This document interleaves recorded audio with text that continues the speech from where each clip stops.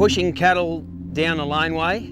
A big 700 kilo animal turned around and it raced back at me. A couple of my colleagues, John Sawyer and Darren Murchison, they were with me at the time. I was turning the other way when it actually happened. I was walking the other way, giving him room. I don't really know 100%, but we sort of assume that I think I've gone to chain the gate up in the laneway. He's gone to stop this beast that's coming.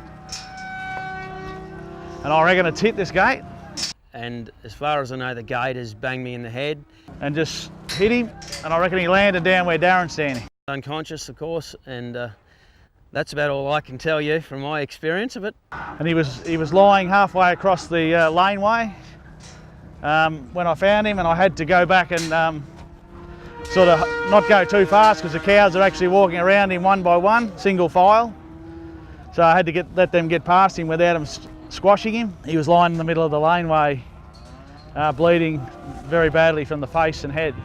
I woke up in Melbourne a couple of days later.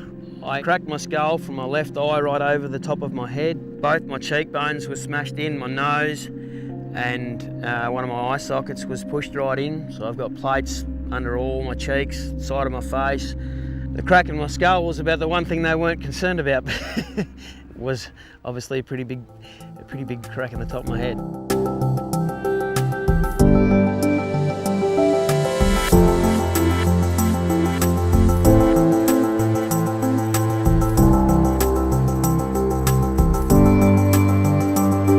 In terms of Russell's accident, it just goes to show that it doesn't matter how much experience you've got in the industry, handling livestock or dealing in rural merchandise, there still can be things that come from left field. You can still have freak accidents. We've learned that we need to communicate more within the business, and we've started doing that by having monthly safety meetings within the whole business, but also within the livestock businesses.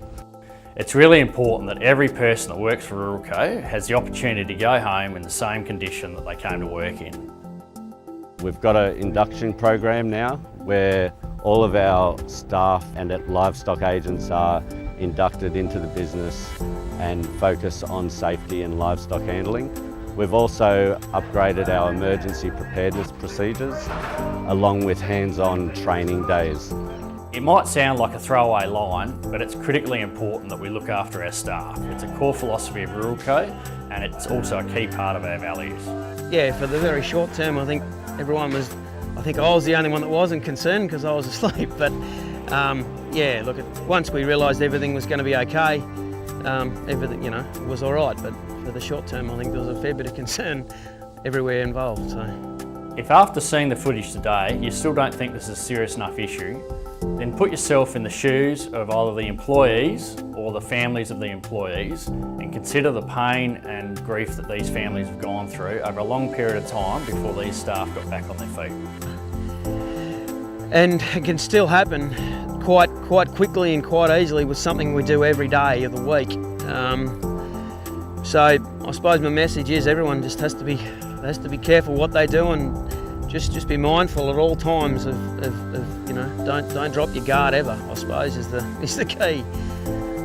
At the end of the day, safety in Ruralco is about keeping you and your workmates safe.